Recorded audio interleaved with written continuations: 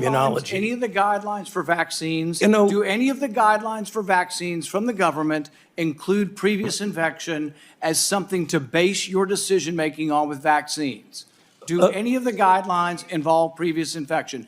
That's why you're ignoring previous infection, because it doesn't involve any of the guidelines. And furthermore, we've been asking you, and you refuse to answer, whether anybody on the vaccine committees gets royalties from the pharmaceutical companies. I asked you last time, and what was your response? We don't have to tell you. Right. We've demanded them through Freedom of Information Act, and what have you said? We're not going to tell you. But I tell you this, when we get in charge, we're going to change the rules, and you will have to divulge where you get your royalties from what companies, and if anybody in the committee has a conflict of interest, we're going to learn about it. I promise you that.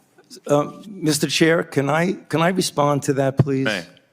Okay, there are two aspects for what you said. You keep saying you approve, you do this, you do that.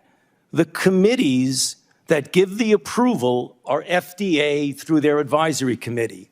The committees that recommend are CDC through their advisory committee. And you keep saying, I'm the one that's approving a vaccine based on certain data. So I don't really understand, with all due respect, Senator. You're the one that said you would not reveal, what companies gave you royalties, or what company gave the other scientists royalties. Gotta move That's on. what you told the committee. Senator Paul, Sir, you gotta move on. Could I please answer that? Briefly, You yes. keep asking committees. They're not my committees. They're the VRPAC committee for the FDA and the ACIP for the CDC.